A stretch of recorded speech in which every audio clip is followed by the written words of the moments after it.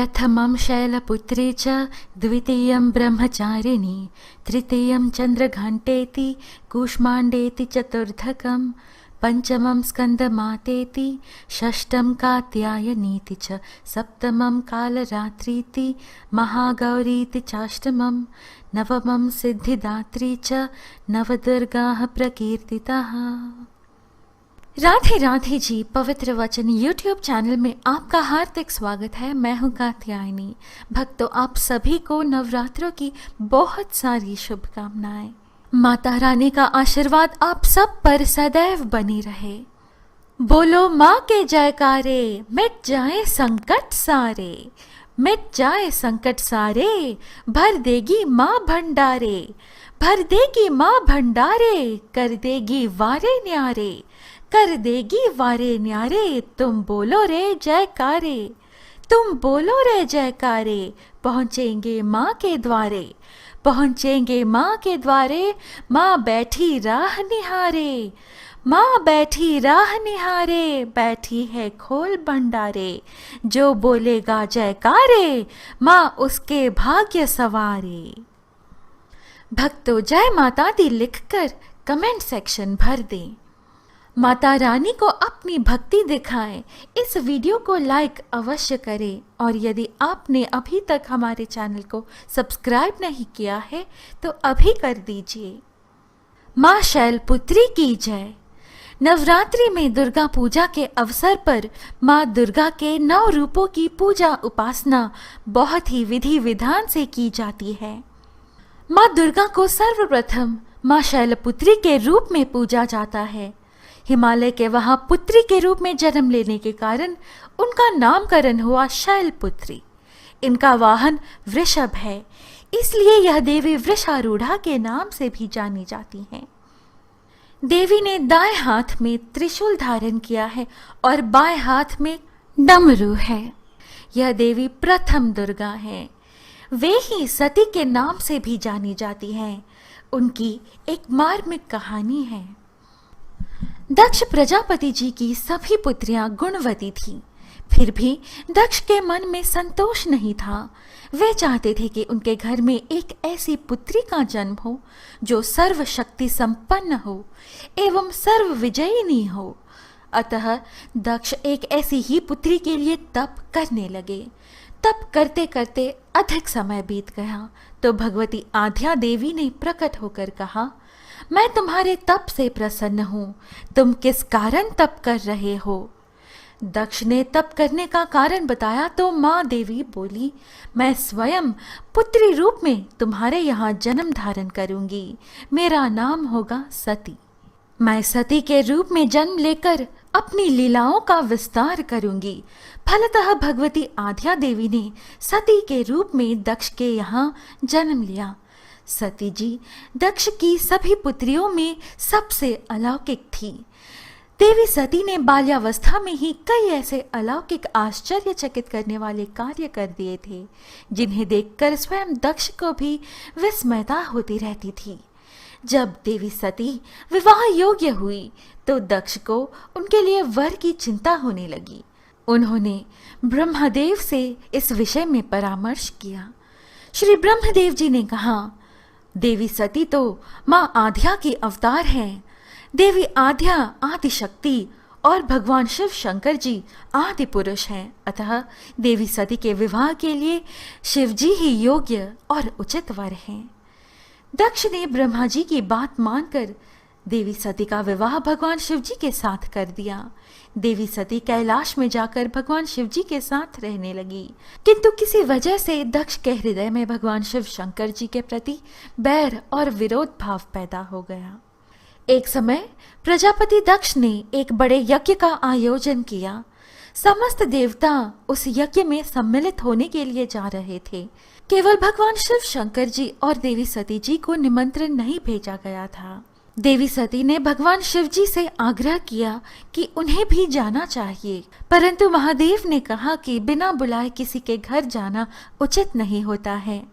किंतु सती पीहर जाने के लिए हठ करती रही। उनकी इच्छा देखकर भगवान शिव जी ने पीहर जाने की अनुमति दे दी। उनके साथ अपना एक गण भी साथ में भेज दिया। उस गण का नाम वीरभद्र था। देवी सती वीरभद्र के साथ अपने पिता के घर गई। घर में देवी सती से किसी ने भी प्रेम पूर्वक वार्तालाप नहीं किया। दक्ष ने भी उनसे अपमानजनक वचन कहे थे। पिता के कटु और अपमानजनक शब्द सुनकर भी देवी सती मौन रही। वे उस यज्ञ मंडल में गई जहां सभी देवता और ऋषि मुनि बैठे थे। देवी सती ने यज्ञ मंडप में सभी देवताओं के तो भाग देखे, किंतु भगवान शिवजी का भाग नहीं देखा। वे भगवान शिवजी का भाग ना देखकर अपने पिताजी से इसका कारण पूछती हैं। दक्ष ने बड़े गर्व से उत्तर दिया, मैं तुम्हारे पति शिव को देवता नहीं समझता। वह तो भूतों का स्वामी है, नग्न रहने वाला और मुंडमाला धारण करने वाला है। वह देवताओं की पंक्ति में बैठने योग्य नहीं है। उसे कौन भाग देगा? देवी सती के नेत्र लाल हो उठे। उनका मुखमंडल प्रलय के सूर्य की भांति तेजोदीप्त हो उठा। उन्होंने पीड़ा से तिल मिलाते हुए कहा, मैं इन शब्दों को कैसे सुन रही हूँ? मुझे धिक्कार है। देवताओं, तुम्हें भी धिक्कार है। तुम भी उन कैलाशपति के लिए इन शब्दों को कैसे सुन रहे हो जो मंगल के प्रतीक हैं और जो क्षण मात्र में संपूर्ण सृष्टि को नष्ट करने की शक्ति रखते हैं। वे मेरे स्वामी हैं। नारी के लिए उसका पति ही स्वर्ग होता है। जो नारी अपने पति के लिए अपमानजनक शब्दों को सुनती है उसे नरक में जाना पड़ता है। पृथ्वी सुनो, आकाश सुनो और देवताओं तुम भी सुनो। मेरे पिता ने मेरे स्वामी का अपमान किया है। मैं अब एक क्षण भी जीवित रहना नहीं चाहती। सती अपने कथन को समाप्त करती हुई यज्ञ के कुंड में कूद पड़ी। जलती हुई आहुतियों के साथ उनका शरीर भी जलने लगा। यज्ञ मंडप में हाहाकार मच गया। देवतागण उठकर खड़े हो गए। वीरभद्र क्रोध से कांप उठे। वे उछल उछल कर यज्ञ का विध्वंस करने लगे। यज्ञ मंडप में भगदड़ मच गई। देवता और ऋषि मुनिगण भाग खड़े हुए। वीरभद्र ने देखते ही देखते दक्ष का मस्तक काट कर फेंक दिया। यह समाचार भगवान शिव शंकर जी के कानों में पड़ा। वे प्रचंड आंधी की भांति कनखल जा पहुंचे। देवी सती के जले हुए शरीर को देखकर भगवान शिव जी, जिन्होंने काम पर भी विजय प्राप्त की थी और जो सारी सृष्टि को नष्ट करने की क्षमता रखते हैं, उन भगवान शिव जी का मन व्याकुल हो उठा। वे अपने आप को भूल गए। वे देवी सती के प्रेम में खो गए, बेसुध हो गए। भगवान शिवजी ने उन्मत्त की भांति देवी सती के जले हुए शरीर को कंधे पर रख लिया। वे सभी दिशाओं में भ्रमण करने लगे। भगवान शिव और देवी सती के इस अलौकिक प्रेम को देखकर पृथ्वी रुक गई, वायु रुक गया, जल का प्रवाह रुक गया और रुक गई देवताओं की सांसें। सृष्टि व्याकुल हो उठी। सृष्टि के प्राणी पुकारने लगे, त्राहिमाम त्राहिमाम। भयानक संकट उपस्थित देखकर सृष्टि के पालक भगवान श्री विष्णु जी आगे बढ़े। वे भगवान शिव जी की बेसुधी में अपने चक्र से देवी सती के एक एक अंग को काट काट कर गिराने लगे। धरती पर 51 स्थानों में देवी सती के अंग कट कट कर गिरे। जब देवी सती के सारे अंग कट कर गिर गए तब भगवान शिव जी पुनः अपने आप में आए। जब वे अपने आप में आए तो पुनः सृष्टि के सारे कार्य चलने लगे। धरती पर जिन 51 स्थानों में देवी सती के अंग कट कट कर गिरे थे, वे ही स्थान आज शक्तिपीठ माने जाते हैं। माँ आद्य शक्ति ने पूर्व जन्म में सती और पुनर्जन्म में देवी शैलपुत्री के रूप में जन्म लिया। भक्तों, माँ शैलपुत्री का मंत्र बहुत सरल एवं बहुत चमत्कारी है। मंत्र है ह्रीं शिवाय नमः। ह्रीं शिवाय नमः। इस मंत्र का जाप करते हुए माता की पूजा करें। भक्तों, माँ शैलपुत्री सौभाग्य और शांति की देवी है। ऐसा कहा जाता है कि नवरात्रि के पहले दिन माँ शैलपुत्री की पूजा करने से हर तरह के सुख और मनोवांछित फल की प्राप्ति होती है। इतना ही नहीं, माँ शैलपुत्री हर तरह के डर और भय को भी दूर करती है। कहते हैं माँ शैलपुत्री की कृपा से व्यक्ति को यश, कीर्ति और धन की प्राप्ति होती है। माँ दुर्गा के इस रूप में उनके दाहिने हाथ में त्रिशूल और बाएं हाथ में कमल का फूल है।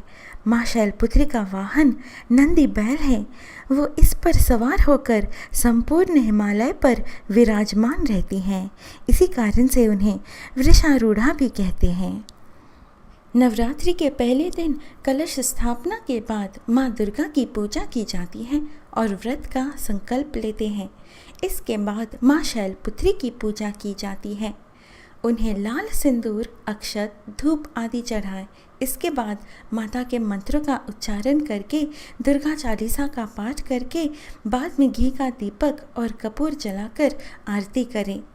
कहते हैं माँ शैलपुत्री को सफ़ेद रंग अधिक प्रिय होता है, इसलिए उन्हें सफ़ेद रंग की बर्फ़ी का भोग लगाया जाता है। साथ ही पूजा में सफ़ेद रंग के फूल अर्पित किए जाते हैं। इतना ही नहीं, पूजा करते समय सफ़ेद वस्त्र भी धारण किए जाते हैं। जीवन में आ रही परेशानियों से छुटकारा पाने के लिए एक पान का पत्ता लें। इस पर लौंग, सुपारी और मिश्री रखें। मिश्री सफ़ेद रंग की होती है, इसलिए माँ शैलपुत्री को मिश्री का भोग लगाया जाता है।